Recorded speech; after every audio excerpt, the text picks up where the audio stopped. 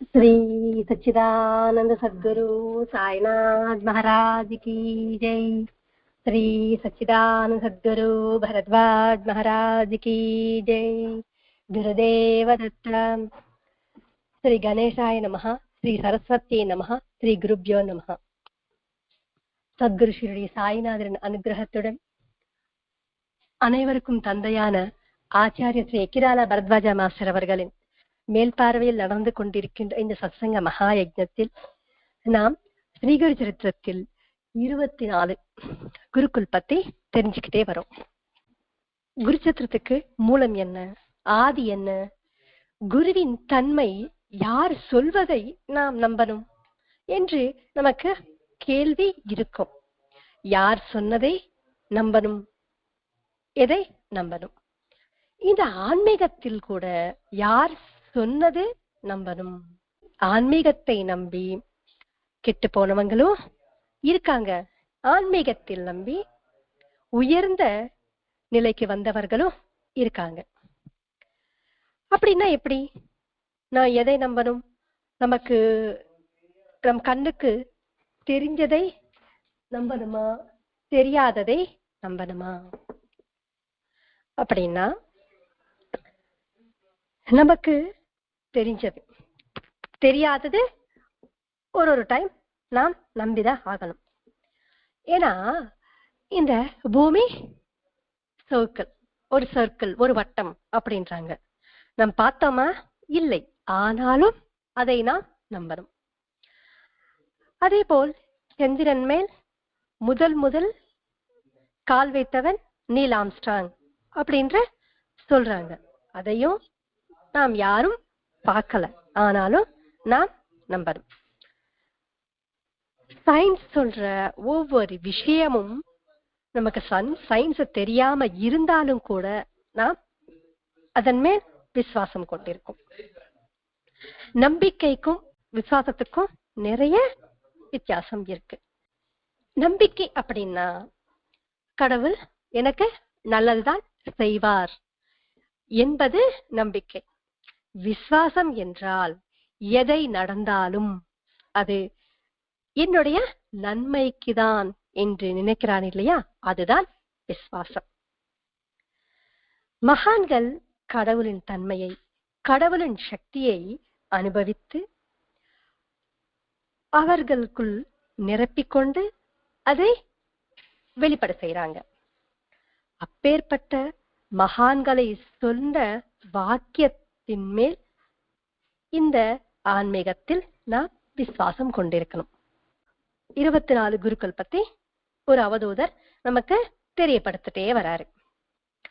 அது எவ்வளவுக்கு வாஸ்தவம் இருக்கு, உண்மை இருக்கு அப்படின்னா, அவர் நமக்கு சொன்ன 24 குருக்கள் அவர் பார்த்து அனுபவித்து அதில் ஐக்கியமான பிறகு நமக்கு சொல்றாரு.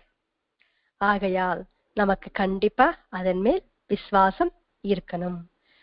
நம்முடைய குடும்பம் எடுத்துக்கோங்க, நமக்கு விசுவாசம் இருக்கா இல்லையா? விசுவாசம் மேலதானே நடக்குது. நம்முடைய ஜாபா இருக்கலாம், இல்லைன்னா வியாபாரம் இருக்கலாம், நம்முடைய பந்தங்களாக இருக்கலாம், எல்லாமே ஒரு நம்பிக்கை மேல்தான் இருக்கு. அதை விசுவாசமாக்கிறது நம்முடைய கையில் தான் இருக்கு. இந்த ஆன்மீகத்தில் அவதூதர்கள், மகான்கள் சொன்னதை கண்டிப்பாக நாம் விசுவசிச்சுதான் ஆக வேண்டும். ஏன்னா அவர்கள் ஸ்வரூபம் சத்திய பிரமாணம், தர்ம பிரமாணம், அதுதான் ஆதாரம். ஏன் சத்தியம் தர்மம் என்று சொல்றோம்? வேதங்களில், உபனிஷத்துகள், பகவத்கீதை என்ன சொல்லுது? தர்மமாக சத்தியமாக வாழணும் என்றுதான் சொன்னது. இந்த பஞ்சபூதங்கள் ஸ்வரூபமான இந்த சிருஷ்டி, இந்த இயற்கை அதையேதான் நமக்கு போதிக்கிறது. அப்படின்னா செடி, கொடி, மரம், மலை எல்லாமே குருவின் ஸ்வரூபம்தான். இதை நமக்கு புரிந்தால் அவர்கள் மேல் நமக்கு விசுவாசம் இருக்கும். விசுவாசம் இல்லாதப்ப நாம் எவ்வளவுதான் அவருக்கு சொன்னாலும் பயன் இருக்காது. விசுவாசம் இருக்கிறவங்களுக்கு அனுபவம் தேவையில்லை. அப்பேற்பட்ட ஒரு விசுவாசத்தை நமக்குள் வர வைக்கிறதுக்காக தான் மானிட ரூபத்தில் கடவுள் அவதரிச்சுட்டே இருக்காரு. மகான்கள் இந்த பூமியில் மானிட ரூபத்தில் இருக்கும்போது நமக்கு யஜ்ஞம் செய்யணும், யாகம் செய்யணும் என்று சொல்லியிருக்காங்களா? இல்லை. தர்மத்தோடு சத்தியத்தோடு நீ வாழணும் என்பதுதான் சொல்லியிருக்காங்க. தர்மம் என்றால் சாஸ்திரத்தில் சொல்லப்பட்டது. அந்த சாஸ்திரத்தை நாம் படிச்சிருக்கோமா? இல்லை. ஆனால் மகான்கள் வாக்குதான் தர்மம், அதுதான் சாஸ்திரம் அப்படின்ற ஒரு விசுவாசம் நமக்கு இருக்கணும். பாபா சரித்திரத்தில் எழுதியிருப்பாங்க, குருவின் வாக்கு மேல் உனக்கு நம்பிக்கை இருந்தால், விசுவசித்தால் உனக்கு சாஸ்திர சட்கம் தேவையில்லை அப்படின்னு. நமக்கு அது போதும். நமக்கு சாஸ்திரம் அப்படின்றது என்னது? கடவுளின், அந்த பாபாவின் வாக்கு, குருவின் வாக்கு. சரி, இந்த விசுவாசத்தை நமக்குள்ள நிரப்பினால் என்ன பயன்? சாஸ்வதமான பரமானந்தத்தை நாம் அடைய முடியும்.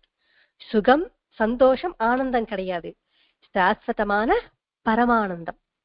அது எப்படி பெறணும் அப்படின்றது இந்த குரு சரித்திரம் நமக்கு தெரியப்படுத்துது. தர்மத்தை கடைபிடிச்ச பாண்டவர்கள் எப்பேற்பட்ட ஒரு நிலை அவர்கள் அனுபவித்தாங்க, அடைந்தார்கள். அதர்மத்தை பிடிச்ச கௌரவர்கள் அழிந்தார்கள். அதுதான் சொல்லுவாங்க, துஷ்டர்களோட சகவாசம் பண்ணக்கூடாது. அப்படிப்பட்டவர்கள் தானே துரியோதனர், கர்ணர், சிசுபாலன், ராவணர். இவர்கள் எல்லாமே அதர்மத்தோடு இருந்ததுனால, அரிஷத் வர்க்கங்களுக்கு வசமானதுனால இவங்கள் எல்லாருமே அழிந்தார்கள். பகவத்கீதையில் கிருஷ்ணர் சொல்லியிருக்காரு, கடவுளை, அந்த தெய்வத்தை யார் விசுவசிக்கிறாங்களோ அவர்களின் யோகக்ஷேமங்கள் நான் பார்ப்பேன் என்று. கிருஷ்ணர் சொன்னதுதான் பாபா நமக்கு சொல்லியிருக்காரு. பாபாவுக்கு தன்னுடைய குருவும் அதேதான் சொன்னாரு, என்னை முழுமையாக சம்பூர்ணமாக விசுவசித்தால் உன்னை நான் இலக்கை அடைய செய்வேன் என்று. அதேதான் நமக்கு பாபா சொல்றாரு.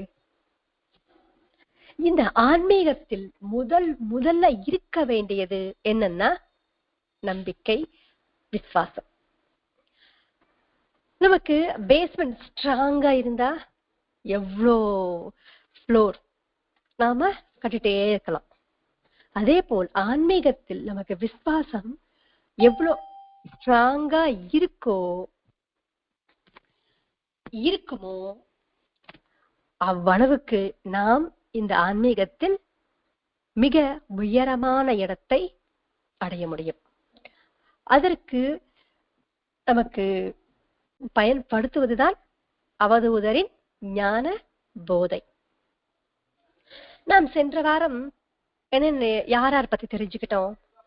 பூமி, காற்று, ஆகாயம், அக்னி, சூரியன், புறா. இங்க நம்ம பார்த்த 6 விஷயங்கள் நமக்கு என்ன தெரியப்படுத்துது அப்படின்னா, சத்தியத்தையும் தர்மத்தையும் மட்டும்தான் சொல்லிக் கொடுக்குது. அதை ஆதாரமாக கொண்டு சத்தியத்துடன் தர்மத்துடன் வாழும் போதுதான் நம்முடைய மானிட பிறவிக்கு முழுமை அடையும். நம்மை நாம் சீர்திருத்திக்கணும் அப்படின்னா ஒரு மேன்மையான ஒரு வழி, ஒரு உன்னதமான வழி அப்படின்னா அவதூதரின் போதை, ஞான போதைதான். இவ்விதமாக நாம் வாழல அப்படின்னா இந்த லௌகீகத்தில் நமக்கு திருப்தி இருக்காது, சாட்டிஸ்பேக்ஷன் இருக்காது. அரிஷட் வர்க்கங்களோடு நாம் இருப்போம், வியாமோகத்தில் இருப்போம். இந்த ஆன்மீகத்தில் நம்பி கெட்டவர்கள் யாருமே இல்லை. நாயன்மார்கள், ஆழ்வார்கள், இவர்கள் எல்லாருமே ஆண்டாள், மீராபாய், கபீர்தாஸ், துளசிதாஸ் இவர்கள் எல்லாருமே பக்தி, ஞானம், வைராக்கியம் என்ற திரிவேணி சங்கமத்தில் மூழ்கி தன்னுடைய பிறவியை முழுமையடைய செய்தாங்க. அவர்கள்தான் நமக்கு ஒரு முன் உதாரணம். அப்பேற்பட்டவர்களை வாழ்க்கை நாம் பார்த்தோம்னா நமக்கு விசுவாசம், நம்பிக்கை இன்னும் பெருகும். அந்த கடவுளின் அனுகிரகம் முழுமையாக நாம் பெற முடியும். சத்சங்கம் நல்லவர்களோட இருக்கும்போது நமக்கு தெரியாமலேயே நமக்கு விசுவாசம் வரும். விசுவாசம் இருக்கும் போதுதான் நாம் மேல்மை அடைய முடியும். பாபா கங்ககிர் பாபா கிட்ட சொல்வாரு, இந்த சத்சங்கத்தின் மேல் விசுவாசம் இல்லைன்னாலும் கூட பரவாயில்ல, ஆனா கௌரவம் கூட இல்லாம இருக்கு, மதிப்பு கூட இல்லாம இருக்கு அப்படின்னு. சத்சங்கத்தியம் அப்படின்னா இங்க நாம் சொல்றது மட்டும் கிடையாது. ஒவ்வொரு மகானின் வாழ்க்கை நமக்கு சத்சங்கத்தியம் தான். அதை அனுபவித்து நாம் அனுபூதியை பெறணும். அப்பொழுதுதான் நமக்கு விசுவாசம் வரும். அந்த விசுவாசத்துடன் நாம் நம்முடைய வாழ்க்கை நடத்தும் போது மகான்களின் சங்கல்பத்துக்கேற்று நம்முடைய வாழ்க்கையை டியூன் பண்ணிக்க முடியும். அப்படின்னா எந்த சமயத்தில் எப்படி கையாளணும், எந்த சிச்சுவேஷன் நம்ம எப்படி கையாளணும் என்ற ஒரு அடிப்படை புத்தி நமக்கு வரும். அப்படி வாழும்போது மகான்களின் ஆசீர்வாதம், அனுகிரகம் நம் மேல் எப்பவுமே இருக்கும். இன்னைக்கு நாம் பார்க்க போறது 3 குருக்கள் பத்தி. மலைப்பாம்பு, கடல், வெட்டுக்கிளி. மலைப்பாம்பு எப்படி இருக்கும்? ஒரு மிக வலிமையான உடல் இருக்கும், ரொம்ப ஸ்ட்ராங்கா இருக்கும். அதனால் அசைய முடியாது, ஒரு இடத்துக்கு போக முடியாது. தன்கிட்ட எது வருதோ அந்த ஆகாரத்தை அதை சாப்பிடும். மற்ற உயிரினங்கள் மாதிரி அது வேட்டைக்கு போக முடியாது, ஒரே இடத்தில் இருக்கும். அது சிறிதாக இருந்தாலும் பெரிதாக இருந்தாலும் அதுக்கு டிஃபரன்ஸ் இல்லை. அதன் சுவை மேல் கூட அதுக்கு பெருசா பற்று இருக்காது. அதே போல் இந்த மாதிரி உணவு தான் நான் சாப்பிடணும், இதுதான் எனக்கு வேணும் அப்படின்ற ஒரு பற்றும் அதுக்கு இருக்காது. அதே போல் நாம் எப்படி இருக்கணும்? இகத்திலும் பரத்திலும் சுகங்களுக்காக நான் கவலைப்படக்கூடாது. சரிங்க, இகம் பரம் அப்படின்றாங்க. இகம் பரவாயில்ல, பரம் அப்படின்னா அந்த தெய்வத்தை அடையணும் என்ற ஒரு எண்ணம் கூட நமக்கு இருக்கக்கூடாதா அப்படின்றது கிடையாது. ஈகம் என்றால் சிறிது, பரம் என்றால் பெரிது என்று சின்னதா வச்சுக்கலாம். இரண்டுத்துக்காகவும் நீ கவலைப்படக்கூடாது. எப்படின்னா, இப்ப நான் சத்சங்கம் சொல்லிட்டு இருக்கேன், இவ்வளோ சத்சங்கம் சொல்றேனே, எனக்கு பாபா கனவுல வரலையே, மாஸ்டர் எனக்கு வரலையே அப்படின்ற ஒரு தவிப்பு வேண்டாம், ஆர்வம் வேண்டாம். அப்படி ஆர்வம் இருந்தால் என்னாகும்? அந்த சாதனை அதோட முடிந்துவிடும். ஈகம் என்றால் லௌகீகம் அப்படின்னு நினைச்சுக்கிட்டா, லௌகீகத்தில் என்ன பண்ணுவோம்? சாப்பிட்டோமா, படுத்தோமா, எந்திரிச்சோமா, காணா பீனா, இது மட்டும் போதுமா? அந்த தெய்வ அருளால் எனக்கு சத்சங்கம் சொல்ற வாய்ப்பு எனக்கு கிடைச்சிருக்கு, இதில் நான் திருப்தியாக இருக்கணும். அப்படி இல்லாம 4 பேர் தான் இருக்காங்க, நான் எதுக்கு சத்சங்கம் சொல்லணும் அப்படின்னு நினைச்சா இருக்கின்ற இந்த வாய்ப்பு கூட தவறிடும். ஏன்னா இந்த வாய்ப்பு என்னால சம்பாதிச்ச முடிஞ்சதா? நான் சம்பாதிச்சேனா? இல்லை. இந்த குரூப்பே இல்லைன்னா, இந்த ஏபிஎஸ்எஸ் பெரம்பூர் குரூப்பே இல்லைன்னா என்னால எப்படி சத்சங்கம் சொல்ல முடியும்? யாருக்கு சொல்ல முடியும்? இந்த குரூப் நான் கிரியேட் பண்ணேனா? அந்த கடவுளின் அருளால் எனக்கு கிடைச்ச வாய்ப்பு. அப்படி நினைத்து அந்த கடவுளின் தன்மையை நான் புரிஞ்சுக்கிட்டா எனக்கு திருப்தி, எனக்கு சாட்டிஸ்பேக்ஷன் இருக்கும். அந்த சாட்டிஸ்பேக்ஷனோடு ஆத்ம நிஷ்டையோடு பொறுமையுடன் இருக்கணும் அப்படின்றது அந்த மலைப்பாம்பை பார்த்து நான் கத்துக்கிட்டேன். ஆத்ம நிஷ்டை என்றால் அனைவரிலும் இருக்கின்ற ஆத்மா ஒன்றுதான், ஒரே ஒரு சக்தி ஸ்வரூபம்தான் என்பதுதான் ஆத்மனிஷ்டை. ஆத்மனிஷ்டை என்றால் பெருசு பெருசா ஒண்ணும் இல்லை. பாபா சொன்னதுதான் நிஷ்டா சபூரி. நிஷ்டா அப்படின்னா ஏதோ பெரிய நிஷ்டையா இருக்கணும் அப்படின்ற ஒரு பாவனை வருவதனால ஸ்ரத்தை சபூரி என்று சொல்லப்பட்டிருக்காங்க. ஆத்ம நிஷ்டை இங்க பாருங்க, பாபா ஸ்ரத்தை என்றால் சான்ஸ்கிரிட், சபூரி என்றால் அரபிக் வேர்ட். இங்க கூட மத சாமரசத்தை நமக்கு அவர் போதிக்கிறார். ஆத்மனிஷ்டை, உன் ஆத்மாவில் உனக்குள் இருக்கின்ற ஆத்மா மேல், உனக்குள் இருக்கின்ற தெய்வ சக்தி மேல் உனக்கு ஸ்ரத்தை இருக்க வேண்டும், ஒரு கான்சியஸ்னஸ் இருக்க வேண்டும், பொறுமையோடு இருக்கணும். பாபா சொன்னதுதான் அந்த மலைப்பாம்பு அவதூதருக்கு சொன்னது.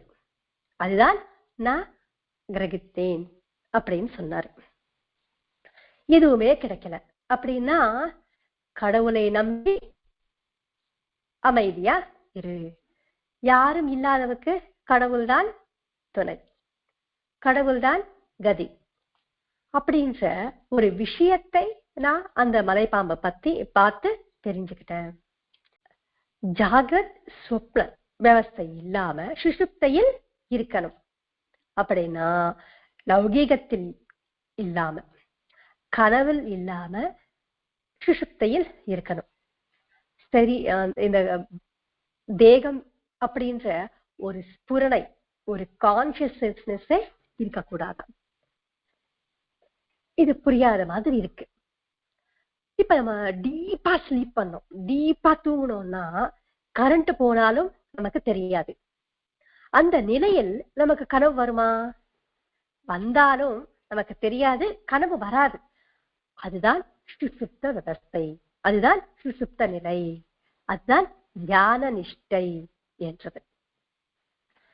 எவ்வளவுதான் இந்திரிய பலம் இருந்தாலும் அபிமானம் இல்லாம எவ்விதமான கர்மாக்களை நீ செய்யக்கூடாது, செய்யாம இரு. அப்படின்னா எனக்கு அடுத்தவங்களுக்கு புண்படுத்து, அடுத்தவங்க கிட்ட ஃபைட் பண்ணி அவங்க கிட்ட இருக்கிற எதையோ நான் வாங்கிக்கிற எனக்கு பலம் இருக்கு, ஆனாலும் அப்படி செய்யாம இருக்கணும். இன்னும் எளிமையா சொல்லணும் அப்படின்னா, நல்ல ஒரு எக்ஸாம்பிள் என்னன்னா சைபர் கிரைம்ஸ். அவருக்கு அந்த வேலை செய்யற அவருக்கு எவ்வளோ திறமை இருக்கு, ஆனா அவன் என்ன பண்றான்? அதர்மத்தோடு அந்த செயல்களை செய்யறான். அடுத்தவங்க கிட்ட இருக்கின்ற அந்த பொருளை, அந்த காசா பணமோ எது வேணா இருக்கலாம், அது தன்னுடைய புத்தியால் தன்கிட்ட வர வச்சுக்கிட்ட. அதேதான் இங்க சொல்றது. எனக்கு சக்தி இருக்கு, அதை அதர்மத்தோடு, அதர்மத்துக்காக நீ பயன்படுத்திக்க கூடாது. எனக்கான இல்லாத ஒரு பொருளை நான் வாங்கக்கூடாது, அதை பத்தி நான் யோசிக்க கூடாது, அதை நான் அடையணும் என்று நான் முயற்சியும் செய்யக்கூடாது. மலைப்பாம்பு எங்க இருக்கும்? ஊருக்கு தூரமா ஒரு ஏகாந்தமான ஒரு காட்டில் இருக்கும். அதே போல் ஞானி அப்படின்றவர் ஞான நிலையில் இருக்கணும், ஆள் நடமாட்டம் இல்லாத ஒரு இடத்தில் இருக்கணும். ஏன் அங்க இருக்கணும் அப்படின்னா, ஆள் நடமாட்டம் இருந்துச்சுன்னு வச்சுக்கோங்க, என்ன பண்ணுவாங்க? ஜனம் எல்லாம் அவங்க கிட்ட வருவாங்க, இதை செஞ்சு கொடுங்க, அதை செஞ்சு கொடுங்க, எனக்கு இந்த கஷ்டம் இருக்கு, அந்த கஷ்டம் இருக்கு அப்படி சொல்லிட்டே இருந்தா சாதனை என்ன ஆகும்? ஸ்டாப் ஆயிடும். இதுக்கு ராமகிருஷ்ண பரமஹம்சா ஒரு கதை சொல்வாரு. ஒரு குரு சிஷ்யர் 2 பேரும் காட்டுல இருந்தாங்களாம். நல்ல சாதனை முடிஞ்சதுக்கு அப்புறம் குரு சீடர்கிட்ட, இந்த கௌபீனம் மட்டும் ஜாக்கிரதையா பார்த்துக்கோ, உன்னுடைய சாதனை நிறைவடைஞ்சிருச்சு அப்படின்னு சொல்லிட்டு இவர் கிளம்பிடுறாரு. இவருக்கு இருக்கிறது அந்த கௌபீனம் மட்டும்தான், அதை பாதுகாக்கணும் இல்ல. அதனால என்ன பண்றாரு அப்படின்னா, அதை துவைக்கிறது, காய போடுறது. இதை பார்த்த ஒரு எலி அதை கடிச்சுதான். ஐயோ இது காப்பாத்தணுமே, அது இல்லைன்னா நமக்கு கஷ்டமே அப்படின்னு ஜனம் வர ஆரம்பிச்சாங்க. இப்ப அதை பாதுகாக்கணும் இல்ல அப்படின்னு ஒரு பூனை வளர்த்தாங்களா. பூனைக்கு என்ன வேணும்? பால் கொடுக்கணும் இல்ல. அதுக்காக டெய்லி ஊர்ல போயிட்டு பால் கேட்கிறாரு. அங்க ஊர்ல இருக்கிறவங்க, ஐயோ பால் டெய்லி எதுக்கு சாமி நாங்க தரது, உங்களுக்கு ஒரு மாடு தர, அது நீங்க வச்சுக்கோங்க அப்படின்னு மாடு கொடுத்தாங்களா. சரி மாடு கொடுத்தாங்க, அதுக்கு புல் வேணுமா இல்லையா? இவர் என்ன பண்ணாரு? சரின்னு புல்லுக்காக போனாரு. ஐயோ நீங்க கஷ்டப்படுறீங்க, ஒரு ஆள் அனுப்புறோம், அவரு அதுக்கு புல் எடுத்துட்டு வருவாங்க, காட்டுக்கு கூட்டிட்டு போவாங்க அப்படின்னு சொல்லி ஒரு வேலைக்காக அனுப்பியிருக்காங்க. சரி, அதுக்கப்புறம் அது பாதுகாக்கணுமா வேண்டாமா? அவங்களுக்கு சாப்பாடு போடணுமே. அதுக்காக மறுபடியும் ஊருக்குள்ள போறாரு. ஊருக்குள்ள போன உடனே, எதுக்கு சுவாமி கஷ்டப்படுறீங்க, நீங்க பேசாம கல்யாணம் பண்ணிக்கோங்க அப்படின்னு கல்யாணம் பண்ணிக்கிட்டாரு. இதெல்லாம் முடிஞ்சதுக்கு அப்புறம் இங்க ஒரு பாதுகாப்பு வேணுமே, மறுபடியும் ஒரு வீடு எல்லாம் வந்துடுச்சா. எதனால வந்துச்சு? ஜனங்க வர ஆரம்பிச்சதுனால இது எல்லாமே வந்துச்சு. அதுக்கப்புறம் சுவாமி வராரு, தன்னுடைய குரு வராரு. இங்க ஒரு கோச்சி சுவாமி இருக்குதுமே, யாரு அப்படின்னு. சுவாமி அந்த கௌபீனம் தான் இவ்வளோ வேலை பண்ணுச்சு அப்படின்னு சொன்னாராம்.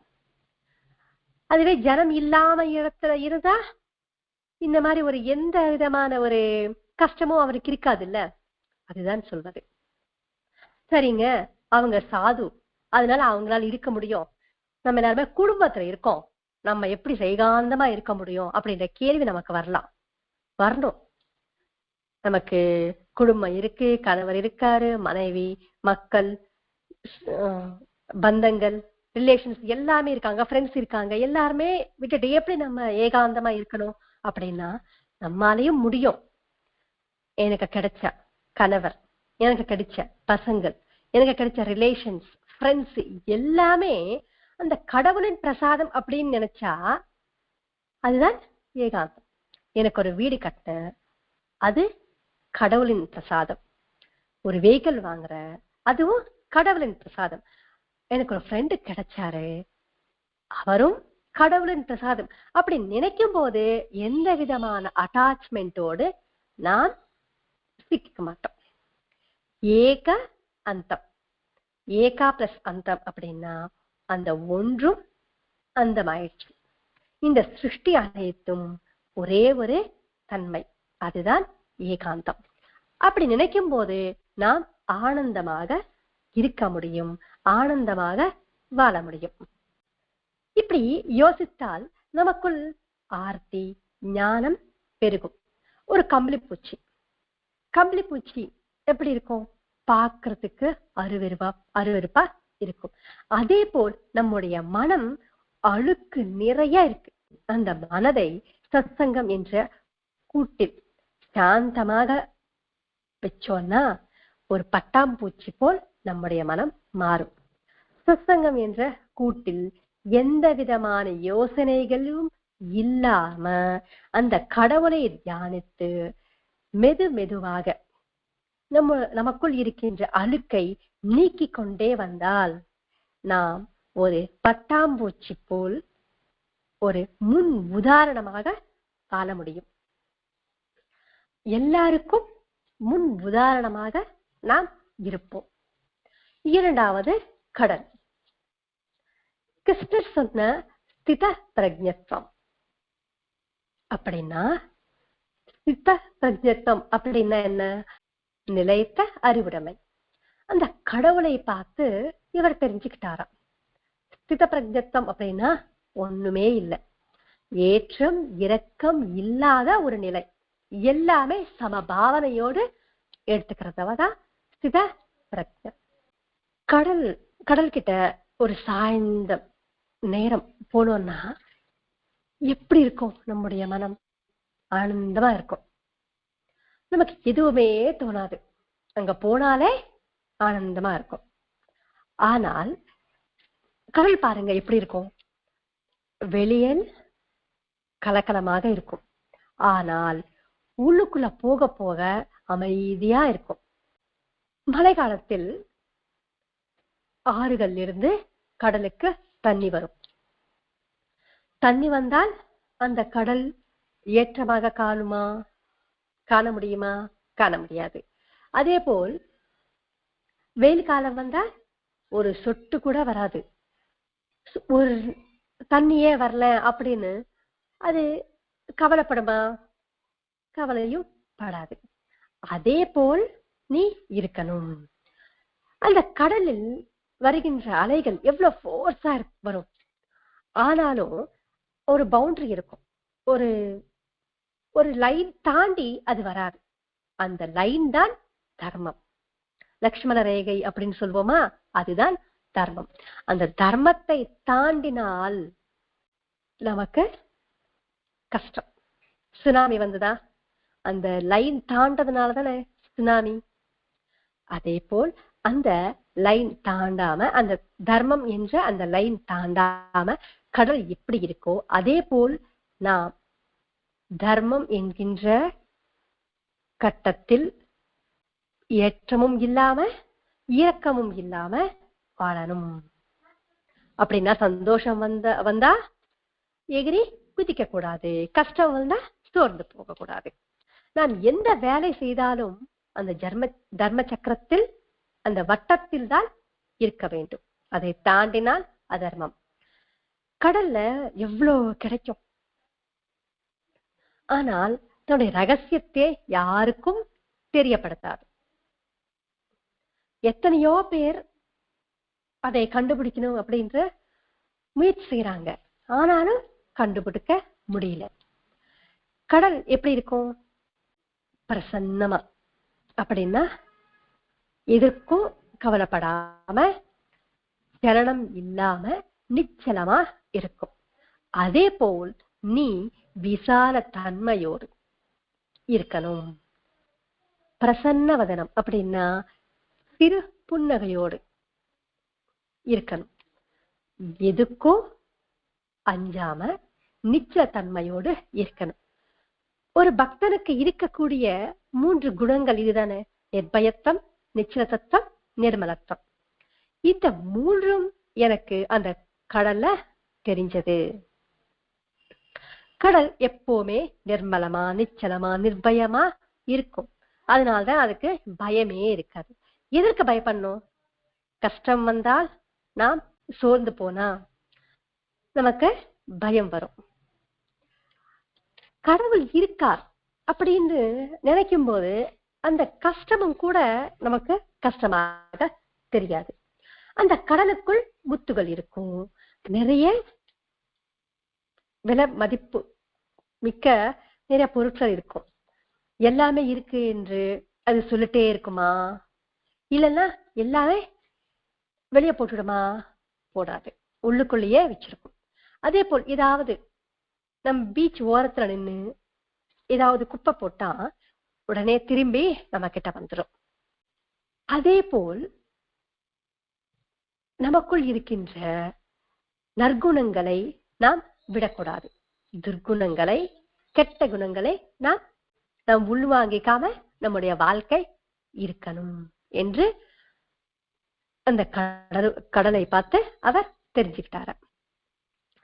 3வது வெட்டுக்கிளி. வெட்டுக்கிளி பார்த்து என்ன கத்துக்கிட்டாரு அப்படின்னா, வெட்டுக்கிளி என்ன பண்ணும்? ஒரு விளக்கு இருந்தா அதற்கு அந்த ஒளிக்கு ஈர்க்கப்பட்டு அதிலேயே விழுந்து சாம்பலாகிவிடும். அதே போல் லௌகீக விஷயங்கள் என்ற ஒரு அழகான தீபத்துக்கு ஈர்க்கப்பட்டால் நீ அதிலேயே விழுந்து சாம்பலாகி விடுவாய் என்பது நிச்சயம். இதற்கு உதாரணம் தான் ராவணாசுரன், துரியோதனர். ராவணாசுரர் லௌகீக வியாமோகத்தில் இருந்தான். அதனால்தான் ராவண பிரம்மாவாக இருந்த ராவணர் அசுரன் என்ற பெயர் பெற்றான். அசுரன் என்றால் தமோகுணம், அரக்க குணங்கள். ராவண அமரன் ஆகல, ராவண அசுரன், ராவணாசுரன் ஆனான். முமுக்ஷு என்பவர் ஞானம் என்ற அக்னியில் விழுந்து அதில் அழியணுமா. நமக்குதான் ஐயோ எரியுதே, சாம்பலாகி விடுவோமோ அப்படின்ற ஒரு எண்ணம். இதற்கு இன்னும் சிம்பிளா சொல்லணும் அப்படின்னா, ஒரு முமுக்ஷு அப்படின்றவர் தேன் கிண்ணம் இருக்கு இல்லையா, தேன் அதன் மேலேயே இருப்பானா. ஆனா ஞானி அப்படின்றவர் அந்த தேன் இருக்கின்ற அந்த மதுரத்தில் ஒழுகிடுவானா. தேன் என்றால் மதுரம், அதுதான் மதுராதி மதுரம். இப்பொழுது நாம் தேனை பார்க்கும்போது, அந்த வெட்டுக்களை பார்க்கும்போது இதே நமக்கு ஞாபகம் வரணும். அது ஞாபகத்து வந்தால்தான் நமக்கு குருவின் மேல் இருக்கின்ற விசுவாசம் இருக்கு என்பது உறுதி. இது எல்லாமே நமக்கு எதுக்கு சொல்றாங்க அப்படின்னா, நமக்கு ஒரு பயிற்சி. நம்முடைய மனதை நாம் அப்பப்ப என்ன பண்ணணும், துவைச்சிட்டே இருக்கணும். எதுக்கு துவைக்கணும் அப்படின்னா, அழுக்கான துணியை போட்டா நமக்கு நாட்டம் வருமா? அதே போல் மனத்தில், நம்முடைய மனதில் அழுக்கு இருந்தால் நம்ம கிட்ட யாருமே வரமாட்டாங்க. நாம் அனைவரோடு வாழணுமா, சேர்ந்து வாழணுமா, இல்லைன்னா தனியா வாழணுமா? இந்த பந்தம் அது அனுபந்தமாக மாற்றுவதும் ஆத்மீய பந்தமாக மாற்றுவதும் நம்முடைய கையில தான் இருக்கு. அனுபந்தம் கரெக்ட் தான், ஆத்மீய பந்தமும் கரெக்ட் தான். அனுபந்தம் அப்படின்னா ஒரு ஹாய், அவ்வளவுதான். ஆனா ஆத்மீய பந்தம் எப்படி இருக்கும் அப்படின்னா, அடுத்தவங்களின் கஷ்டம் நம்முடைய கஷ்டமாக எண்ணுவார், அவர்களின் ஆனந்தம் நம்முடைய ஆனந்தமாக எண்ணுவார்கள். அதுதான் ஆத்மீய பந்தம். அனுபந்தம் மட்டும் இருந்தா, ஒருத்தர் நம்மை விட அவர் உயரத்தில் இருந்தா நமக்கு பொறுக்காது. என்னை விட அவர் உயரத்துல இருக்கானே அப்படின்ற ஒரு பொறாமை வந்துடும். அதுவே ஆத்ம பந்தத்தோடு இருந்தால் நமக்கு கிடைக்காதது நம்மில் ஒருத்தனுக்கு கிடைச்சிருக்கு, சந்தோஷம், அதுதான் ஆனந்தம். நல்லவர்களின் சாங்கத்தியம், சத்சாங்கத்தியம் நம்மை ஒரு உன்னதமான நிலைக்கு கொண்டு செல்லும். அதை தெரியப்படுத்துவதுதான் மகான்களின் வாக்கு. அந்த சத்சங்கம், நல்லவர்களோட பழக்கம் நமக்கு இருந்தா, நம்ம கிட்ட இருக்கின்ற தீய குணங்கள், கெட்ட குணங்கள் நமக்கு தெரியும். தெரிஞ்ச உடனே என்ன பண்ணணும், என்ன பண்ணுவோம், நம்ம அதை நம்ம நீக்கணும் அப்படின்ற ஒரு எண்ணமாவது வரும். நல்லவர்களாக மாறுவது, அதற்கு மாறுவோமா மாற மாட்டோமா அப்படின்றது வேற விஷயம். ஆனா அந்த திங்கிங் ஆவது நமக்கு வரதில்ல, அது போதும். இந்த பிறவைக்கு அது போதும். அப்படி இல்லாம எனக்கு இஷ்டம் இருந்தா சத்சங்கம் கேட்கறது, இஷ்டம் இருந்தா இங்க இருக்கிறது, இஷ்டம் இருந்தா அவங்க கூட பழகிறது, இஷ்டம் இல்லைன்னா வெளியே வந்துட்டா அது எப்படி இருக்கும் அப்படின்னா, ஒரு கம்பி எடுத்து நெருப்புல வச்சோம்னா, அப்படியே வச்சோம்னா என்ன ஆகும், அது அக்னியோட தன்மையை இழுத்துக்கும், சீக்கிரமா அது உருகும். அப்படி இல்லாம வச்சு வச்சு எடுத்துட்டே இருந்தா டைம் ஆகும் இல்லையா?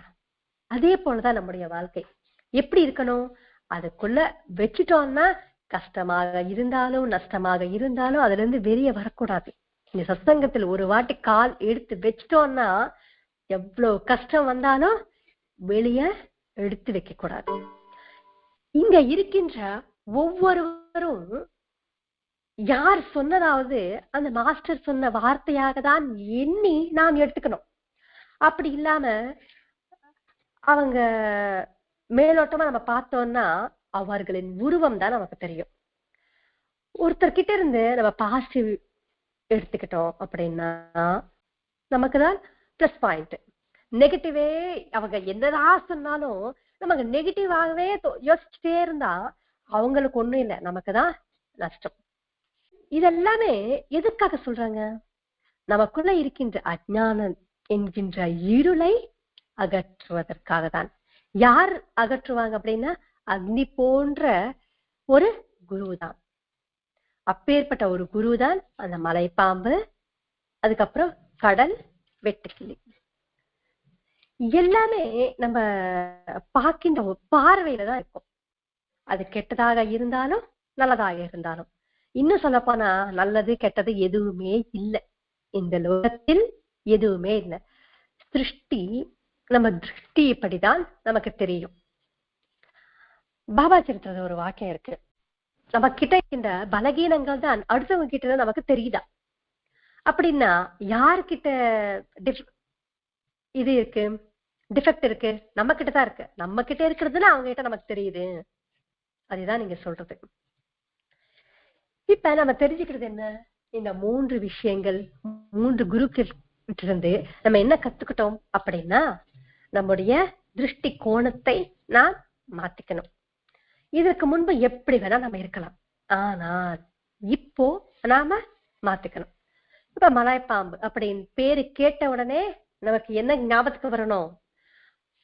நமக்கு இல்லாததை நாம் அடையக்கூடாது. எது நமக்கு கிடைக்குதோ அதுதான் நாம் ஏத்துக்கணும். எப்பொழுதுமே ஞான நிஷ்டையில் இருக்கணும் என்று அந்த மலைப்பாம்பு அப்படின்ற வார்த்தை உடனே கேட்ட உடனே நமக்கு ஞாபகம் வரும். அதே போல் கடலை பார்த்தால் ஏற்றமும் வேண்டாம், இரக்கமும் வேண்டாம். நல்ல குணங்களை நாம் கத்துக்கணும் இல்ல, நம்ம கிட்ட இருக்கணும், வெளிய காட்டணும். ஆனாலும் என்ன பண்ணணும்? கெட்ட குணங்களை நாம் உள்ள வர வைக்க கூடாது. கடலை பார்த்த உடனே நாம் என்ன கத்துக்கணும்? ஏற்றமும் வேண்டாம், இரக்கமும் வேண்டாம். ஆனந்தம் வந்தால் ரொம்ப குதிக்கவும் கூடாது, கஷ்டம் வந்தா சோர்ந்து போக கூடாது. நல்ல குணங்களை நமக்குள்ள இருக்கணும், கெட்ட குணங்களை உள்ள வர வச்ச கூடாது. தர்மம் என்கின்ற ஒரு வட்டத்தில் தான் நாம் செய்கின்ற ஒவ்வொரு செயலும் இருக்கணும். இந்த பாவனை நாம் பெருகிக் கொண்டு நம்முடைய வாழ்க்கையை நடத்தணும் என்பதற்காக தான் குரு சரித்திரத்தை நமக்கு கொடுத்திருக்காங்க. உனக்கு ஆனந்தம் வேணுமா? அவதூதர் சொன்ன வழியில் செல்லலாம். இல்லையா நீ உன் பாட்டுக்கு உன்னுடைய வாழ்க்கை சுகமா ஆளலாம். இந்த குரு சரித்திரத்தை, இப்பேற்பட்ட ஒரு குரு சரித்திரத்தை சில பேர் என்ன சொல்றாங்க அப்படின்னா படிக்க கூடாதான். பாபாவே 108 முறை குசாபாபுவிடம் பாராயணம் செய்ய வச்சார். ஆனாலும் சில பேர் என்ன சொல்றாங்க அப்படின்னா, சில ஊர்ல இதெல்லாம் நமக்கு கிடையாது, ரொம்ப கட்டுப்பாட்டோட இருக்கின்ற சாது சன்னியாசிங்களுக்கு மட்டும்தான் இது படிக்கணும், நம் போன்றவங்களுக்கு கிடையாது அப்படின்ற ஒரு பொருளை இருக்கு. இந்த சிருஷ்டியில் இருக்கின்ற ஒவ்வொரு உயிரினம் நமக்கு சத்தியத்தையும் தர்மத்தையும் போதித்து கொண்டே நமக்குள்ள இருக்கின்ற அஜ்ஞானத்தை நீக்கிக் கொண்டே நமக்கு ஒரு முன் உதாரணமாக இருக்கு. ஆகையால் நம்முடைய திருஷ்டி கோணத்தை ஃபர்ஸ்ட் நாம் மாத்திக்கணும். அதற்காக அந்த தந்தையின் ஆசைகள் நம்ம கூட எப்பவே இருக்கணும் என்று பிரார்த்தனை செய்து கொண்டே ஸ்வஸ்தி. ஸ்ரீ சச்சிதானந்த சத்குரு சாய்நாத் மகாராஜ் கி ஜெய். श्री सच्चिदानंद सद्गुरु भरद्वाज महाराज की जय. गुरुदेव दत्ता.